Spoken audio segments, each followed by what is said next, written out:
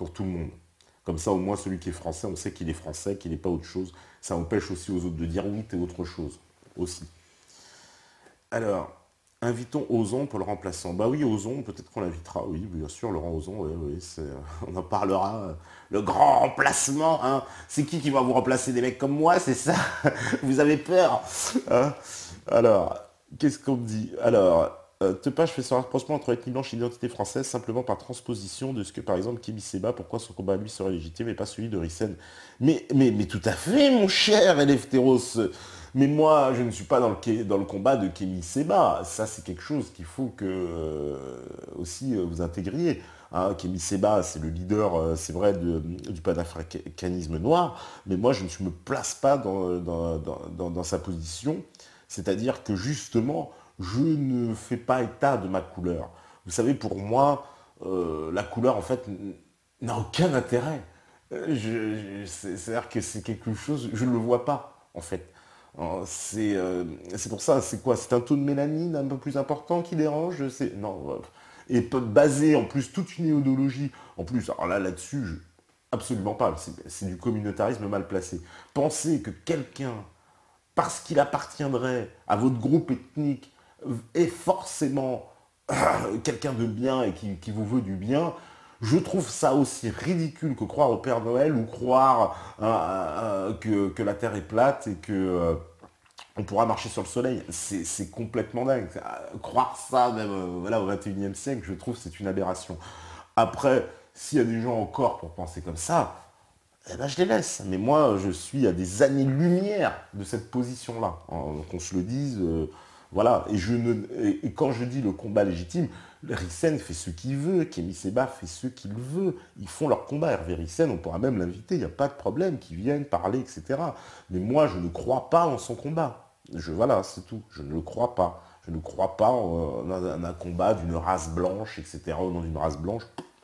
Et comme je vous dis, moi j'ai un gros problème, métis, alors vous allez me mettre où, hein? Parce que les mecs comme lui, bah, ils vont me dire quoi? Retourne en Afrique, hein? Bah oui, t'es pas tout à fait blanc, donc t'es pas tout à fait français, donc t'as pas tout à fait le droit d'être ici. Voilà, ça va être compliqué tout ça, hein. Comment on va faire? Alors on va établir des quotas, puis ça va finir quoi? Comme en Israël, vous savez, les rabbins doivent établir le taux de judaïté des jeunes mariés. Alors c'est quoi en France aussi? On va établir le taux de francité. Alors ouais, non, non, non. Non, je trouve que là, c'est donné. Expliquez-moi à quel moment la France s'est basée, à un moment donné dans son histoire, sur un comportement racialiste. Moi, si je l'analyse, ce comportement racialiste de la France et de l'identité française, il apparaît à la fin du 19e siècle, véritablement, lorsque on part en guerre coloniale et en conquête de l'Afrique. Et à ce moment-là, on invente tout un tas le code d'indigénat, etc., etc., etc.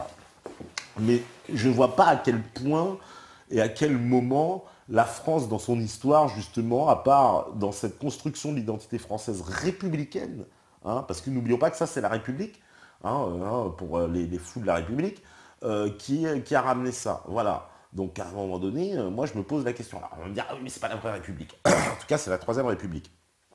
Voilà. Donc, à réfléchir. Voilà. Alors là, je vois que ça débat sur cette affaire de double nationalité et d'identité. C'est pas mal. Alors,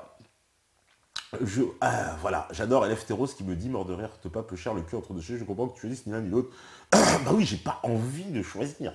Parce que pour moi, je ne me sens pas appartenir, justement, je ne vois pas pourquoi j'accorderais plus de confiance à un noir parce qu'il est noir et qu'il serait censé être mon frère, ou à un blanc parce qu'il est blanc et qu'il serait censé être mon frère, juste sur le simple critère qu'il soit noir ou blanc. Je trouve ça, mais d'une... Pardonnez-moi, c'est même plus de la légèreté, c'est une bêtise, mais une bêtise folle. Hein. Et de pouvoir, voilà, je vais reprendre, il y avait une expression de Cardet, j'aimais beaucoup ici, qui avait dit, moi j'ai pas de frères de couleur, j'ai des frères d'armes. Voilà. Et j'apprécie beaucoup, voilà, moi j'ai des frères d'armes, je n'ai pas de frères de couleur. Je me moque de la couleur, en fait, pour tout savoir. Voilà, je me moque complètement de la couleur. La couleur n'a aucune importance. La couleur, c'est quoi? Alors, je suis pas médecin, c'est quoi? C'est une hormone, la mélanine, ça, c'est ça, c'est quoi exactement? Ou alors, je sais pas exactement comment on appelle ça en médecine, pardonnez-moi, je suis pas chimiste ni médecin. Mais voilà, c'est quoi? C'est un taux de mélanine qui est un peu plus important. Alors, on va faire comme Michael Jackson, je vais m'enlever. Non, faut arrêter. Non, non, non, non. Franchement, non, je tombe pas dans ce discours-là. Et je n'y crois pas. Mais bon, c'est voilà. T'es du Labi qui est Camerounais. Non, moi, mon cher, j'ai appartenu au RG, les renseignements gabonais. Mais ça, c'est une longue histoire. Voilà, je ne suis pas Camerounais. Moi. Je représente le Gabon. Vous voyez, même en Afrique, hein, voilà, un Gabonais, vous n'allez pas lui faire dire que c'est un Camerounais. Jamais. Jamais. Un Gabonais, c'est un Gabonais. Un Camerounais, c'est un Camerounais. Hein, voilà, c'est comme voilà, c'est pour ça qu'on nous parle des Africains, les Africains. D'ailleurs, même Kémy Séba, je lui en reparlerai probablement de cette intervention qu'il a eue dans son émission où justement on lui reproche de ne pas être sénégalais, ce qui est énorme. Donc dans l'émission à Dakar, hein, j'entends bien sûr. Donc vous voyez, hein, c'est un peu comme moi, j'arriverai là-bas, mais de quoi tu te mêles, mais toi t'es même pas français, machin. Alors non, c'est énorme. Donc voilà. Ah, Alex B me fait plaisir, me dit être français, c'est pas une question de couleur, c'est une histoire d'amour, on l'aime et c'est tout. Et ben voilà, moi je suis entièrement d'accord. Moi j'ai plus des définitions plus simples comme ça de la France. Hein, parce que la France, machin, voilà. Alors, ER, il me dit, ER frère, te pape, d'où mon pseudo, égalité, réconciliation. Frère, à titre d'info, je suis français d'origine, immigré, ancien militaire, donc carrément d'accord. Voilà, ER frère, bon bah on est d'accord, ça tombe bien. Non, mais c'est vrai, je pense, de toute façon, voilà, c'est une question. La France, c'est une construction politique. Rappelez-vous les exemples. Je veux dire, c'est l'histoire qui nous marque. Hein, alors, on va reparler des rois racistes, puisqu'on nous a dit que les rois étaient racistes. Mais bon, les rois, quand même, ils avaient même accordé aussi au Canada, on pouvait avoir la nationalité française, il suffisait de devenir catholique. Et les Indiens ont pu devenir français. Hein. Donc, et ça a été comme ça dans l'histoire de France. Il faut arrêter la France dans le fond, le français ne se base pas sur la race. Mais comment voulez-vous qu'on parle d'une race française alors que vous allez avoir des grands blonds aux yeux bleus peut-être du Nord et des petits bruns aux yeux noirs de Marseille. Et tous les deux sont français. Alors elle est comment la race française? Parce que moi, même là, sur le tour, on a rencontré des Français avec des noms français. Je vous assure, ils avaient des têtes d'Arabes. Hein. Alors comme disait tout à l'heure, oui, c'est la race blanche, la France. Ben, le mec s'appelle Jean-Jacques, il a une tête d'arabe. Comment on fait? Ça devient compliqué. Après, les histoires justement d'ethnie, de race. C'est pour ça que la nation, pour moi, l'identité, c'est quelque chose qui doit être plus profond et qui doit dépasser ce simple clivage de la race. Ce clivage de la race, pardonnez-moi, c'est n'importe quoi. Voilà, le taux de mélanine, ils nous disent de la Mélanésie, plusieurs îles polynésiennes, petite Micronésie, petites îles, ouais. La Mélanésie, oui, exactement, oui, oui. En plus, c'est marrant, on a appelé ça la Mélanésie justement pour dire que c'était les Noirs. Donc voilà, c'est la réalité. Hein, alors, on me dit quoi encore? Pas ton point de vue est très rationnel. Maintenant, on peut nier que le physique d'une personne, et pas que sa couleur d'ailleurs, est partie intégrante de sa construction, de ses rapports aux autres. Le problème, c'est peut-être et surtout de ne pas dépasser la barrière du physique, de ne pas dépasser la barrière du physique dans les rapports à autrui. Ah, c'est peut-être surtout le fait de ne pas dépasser la barrière de physique dans les bains. D'accord. Oui, ouais, mais si on lui accorde de l'importance à chaque fois justement à cette barrière du physique, nous-mêmes, une fois qu'on a compris que cette barrière était stupide, et on l'érige carrément en idéologie politique, parce que c'est ça, in fine, moi je ne suis pas d'accord. Enfin, moi je ne souscrirai pas en tout cas à cette idéologie. Chacun fait ce qu'il veut. Moi je ne suis pas obligé de souscrire à cette idéologie, je suis désolé. Hein, après nous dire que oui, la couleur d'une personne fait partie intégrante de sa construction et de son rapport aux autres, totalement. Et c'est de ce point de vue-là que, justement, je peux affirmer le plus haut possible que, au Dieu, jamais quelqu'un n'ait voulu me retirer ma francité. À part, peut-être, lorsque j'ai affaire à l'administration. Vous savez qu'on arrive dans une préfecture et qu'on me demande si je suis français et que je dis oui, et qu'on me dit si je suis pas. Ouais, mais ça, on n'est pas sûr. Voilà. Oui, mais je suis désolé, j'ai jamais eu d'autre nationalité depuis ma naissance. Vous voyez. Voilà, c'est le genre d'imbécile qu'on peut rencontrer dans un guichet de préfecture qui va vous sortir une connerie pareille. Mais quand je parle de la population française, je suis désolé, non. Non. Je sais pas. Moi, voilà, je ne peux pas le dire. Voilà. Alors, ER frère, ouais, t'es pas Dachner. Ouais, bah ouais, Dachner, je parle comme ça, mais je pourrais. Non, j'imite très mal l'accent du Nord. Je ne me moquerai pas de mes frères du Nord, de ma famille. Voilà, tu vois, voilà, en plus, c'est même pas de peau, quoi. Le mec, je suis du Nord, en plus, tu vois. Là, vous comprenez, quoi. Non, comme vous dites, dans la construction, c'est relou, quoi. Alors, qu'est-ce qu'on me dit encore sur le chat? Alors, que penses-tu d'une mutualité généralisée à tous les niveaux, c'est-à-dire d'un collectif sans capitaux pour l'intérêt général sans tomber dans le communisme primaire? Oh, bah les mecs, bonne chance, hein. Bonne chance, hein, parce que faire des projets à beaucoup, c'est compliqué. Maintenant, j'y crois. J'y crois qu'effectivement, l'homme, il est fait pour des petites solutions, c'est des petites structures, et des petites structures à taille humaine. Et que c'est gérable, mais c'est dur. C'est très très difficile. Ce qui est le plus dur, c'est peut-être pas de s'organiser ou de faire les choses. Ce qui est le plus dur, c'est de mettre de côté son ego. Voilà, quand il y a une communauté. Et une fois qu'on a peut-être passé ce passage de l'ego, ben ouais, on arrive à faire des choses intéressantes. Mais c'est dur, c'est très dur. Mais ça vaut le coup. Ça vaut le coup. Alors, qu'est-ce que me dit Nain Jardin? Il me dit, est-il possible de ne plus parler d'identité comme un élément permettant de comparer les personnes? C'est un mauvais concept, parlons plutôt de nationalité, de culture. Bah oui, mais dire que l'identité n'existe pas, c'est faux, justement, parce que moi, justement, l'identité française, je l'aperçois, à mon sens, comme une identité ouverte. C'est-à-dire que la France est ce pays où justement, le noir, le chinois, le machin, le tout ce que vous voulez, peut devenir français, peut appartenir à la France.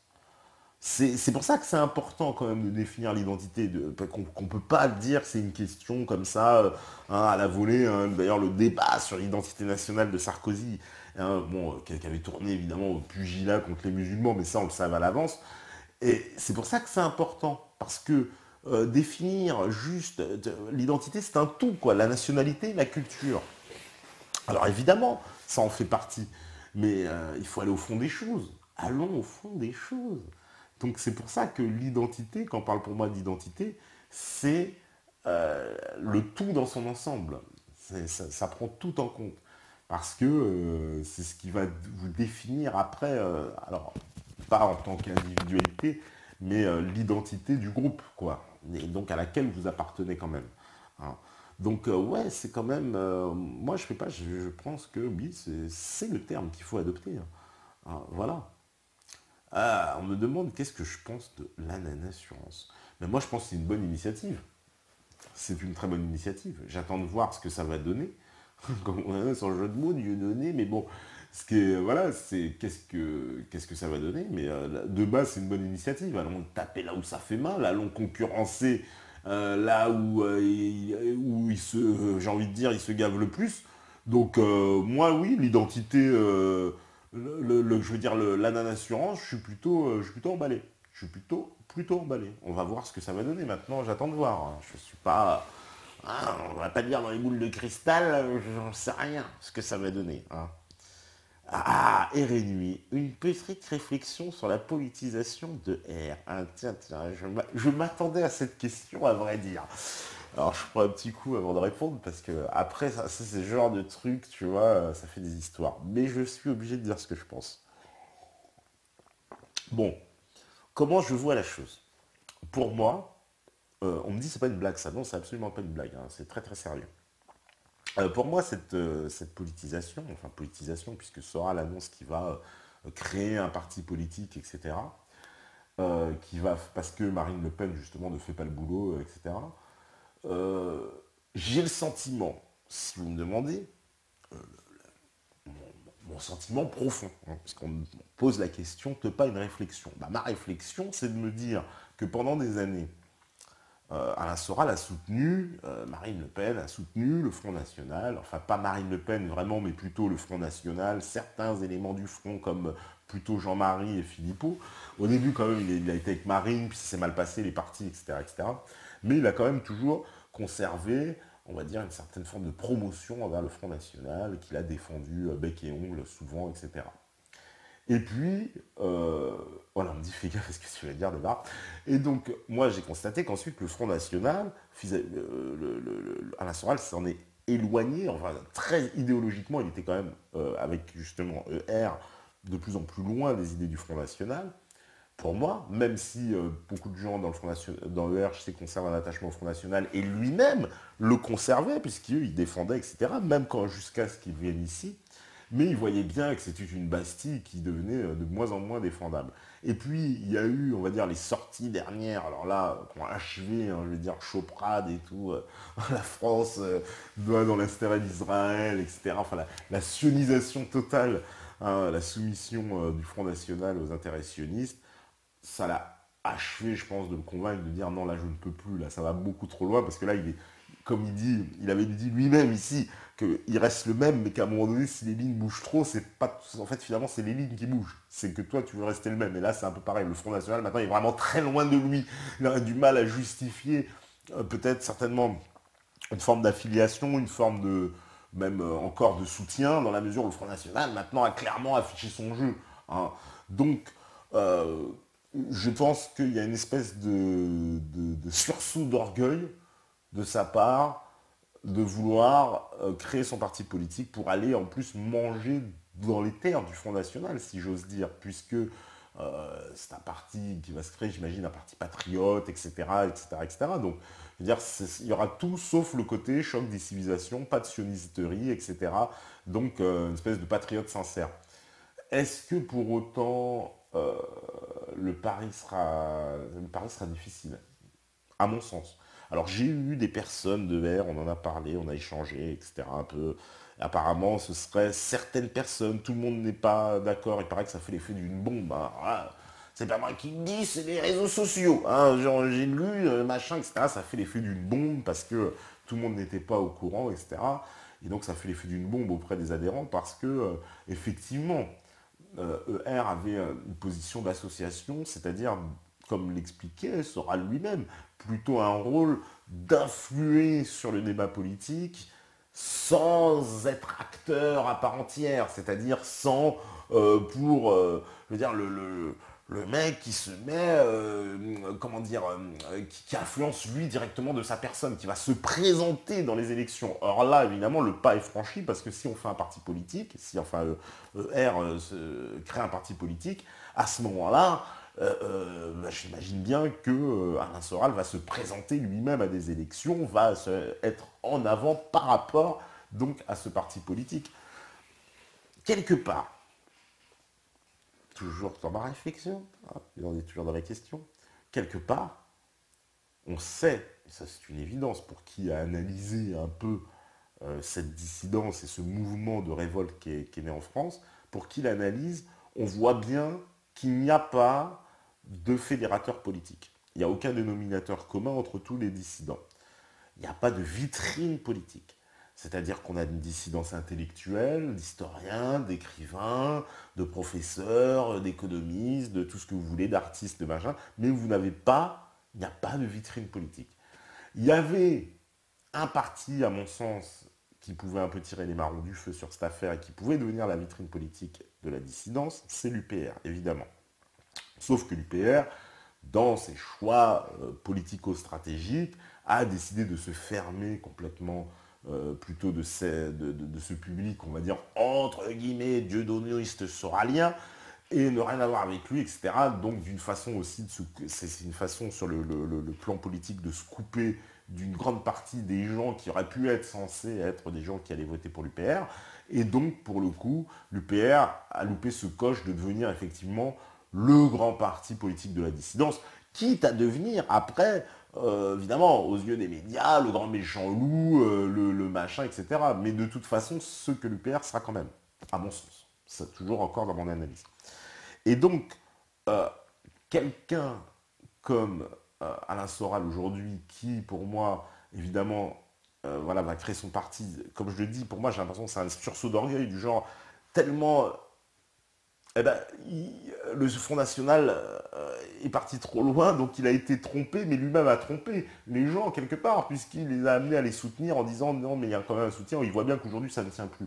Donc la seule façon de réparer un peu, c'est de dire bah, moi-même je vais me présenter. Voilà, je vais aller au-devant. Seulement, est-ce que ce sera assez fédérateur? J'en doute. Euh, J'en doute, parce que peut-être que s'il a créé un parti, mais il ne faudra peut-être pas qu'il le crée tout seul. À mon sens, encore une fois, ma simple réflexion, voilà, à mon sens. Mais voilà, bien sûr qu'il a les épaules, bien sûr que c'est du lourd. Mais de son point de vue, puisque c'est quelqu'un qui a défendu le Front National pendant longtemps, peut-être qu'il faudrait qu'il crée ça avec un mec de gauche, tu vois, un autre, un transfuge, tu vois, de l'autre côté. Voilà. Et là, ça prendrait du sens, peut-être, de créer quelque chose de vraiment nouveau, avec plus, voilà, un courant qui s'annonce comme un courant fédérateur.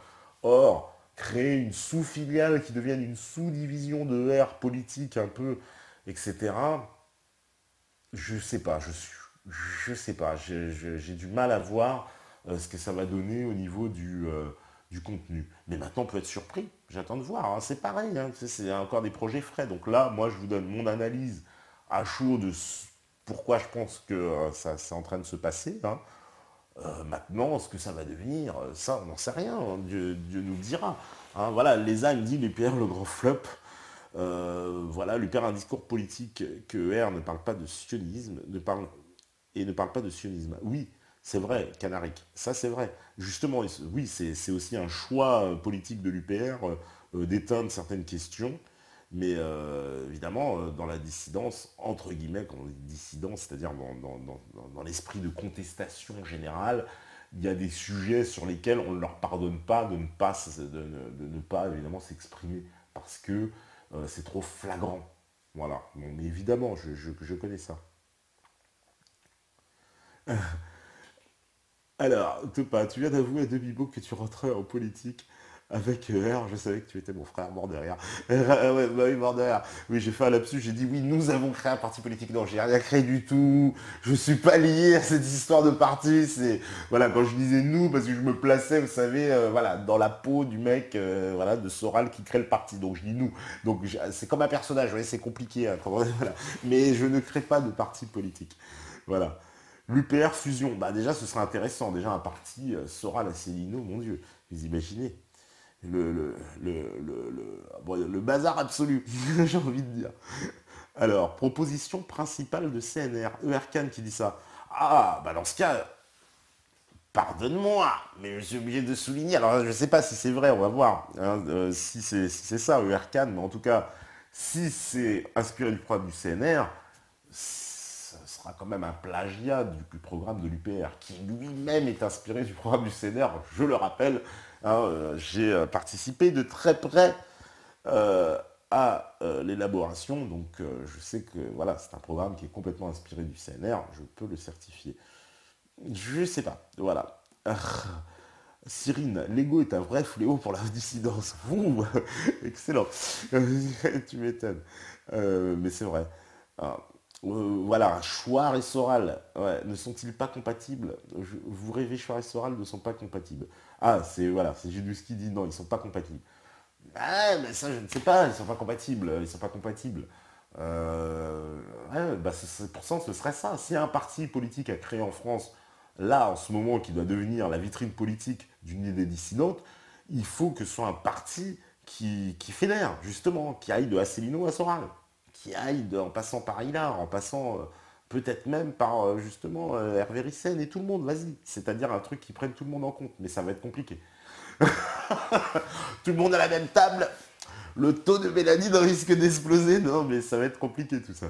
Ça va être compliqué, hein. Franchement, ça se trouve, ouais, il faudrait peut-être plusieurs partis dissidents.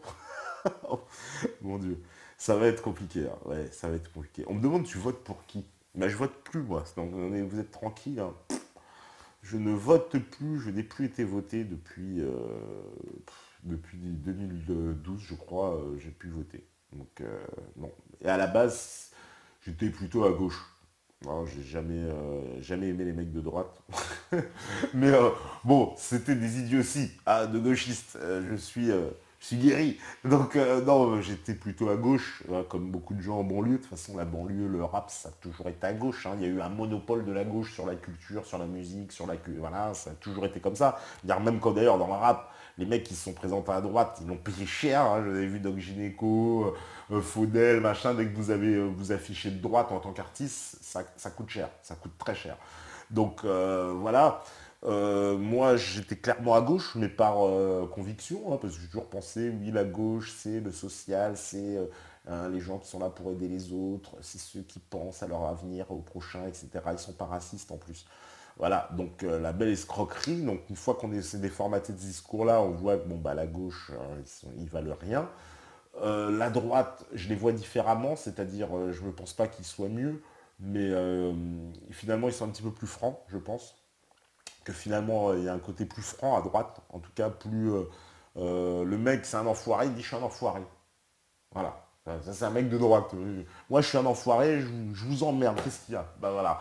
Et à la limite, je préfère le bonhomme qui va me dire je suis un enfoiré et je sais à quoi m'en tenir, plutôt que celui qui me l'a fait, Joe Langui, ouais, non, on vous aime bien, voilà, à la valse, quoi. Ouais, quand je vais à Évry, les Palestiniens et tout machin, hein, et puis quand je suis musée intérieur, oui, l'avant-garde de la République et tout, les Juifs.